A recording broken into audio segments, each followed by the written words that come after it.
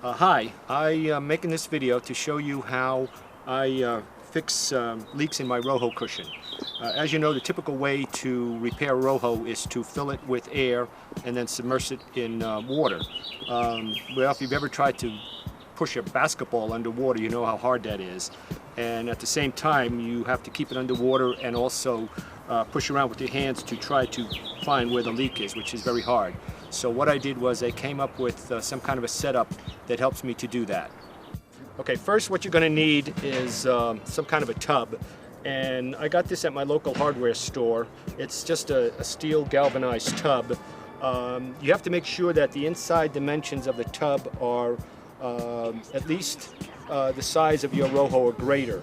My Rohos are typically 18.5 by 16. The inside of this tub is 18 by 18. Next, what you'll need is some type of cradle which will allow you to hold the Roho down. What I did was I made this kind of a setup, and basically it consists of steel rods.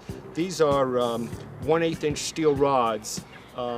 These were 48 inches when I got them. There's 4 of them, and what I did was I bent them into the shape of the tub so that it fits in there, and what it'll do is hold down the Roho once it's filled up.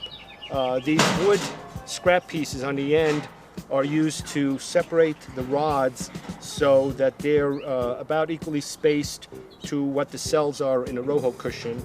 And they also allow me to clamp them onto the end of the tub so that I can hold the Roho down. The next thing you have to do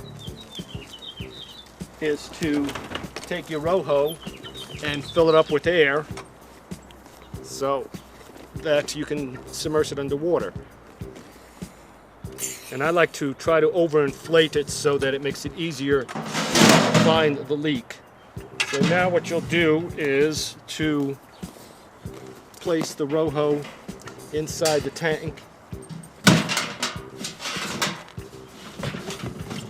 Once you get it inside the tank, then what you'll do is put the cradle on and just kind of space the wires so that they fit in between the cells.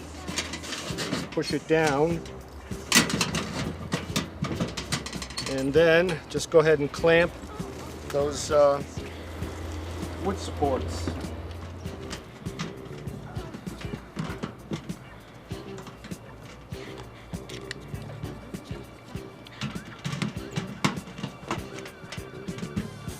Okay, and then the next thing you have to do is just fill the tub up and search for the leak. Okay, now just take a regular garden hose and start filling up the tank.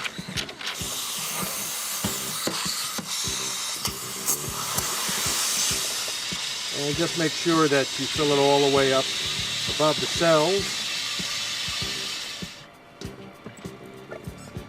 Now, once that's done, all you got to do is just go in there and start massaging the cells to find where you can find a leak. Sometimes there's air underneath the Roho that may mislead you to think you got the leak, so you got to get all the extra air out.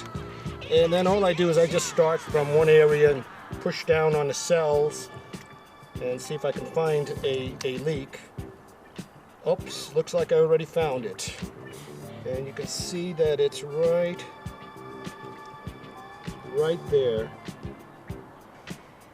Okay, so it's right there. So all I do is, just remember where the cell is.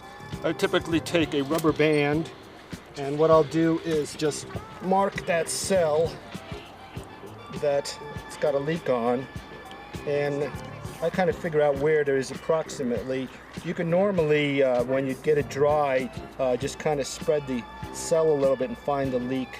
And this one seems to be at the top, and it looks like a real small pinprick.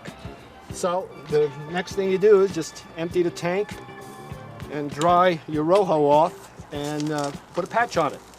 So I'm hoping that this helps any of you that want to repair your own Roho to do it.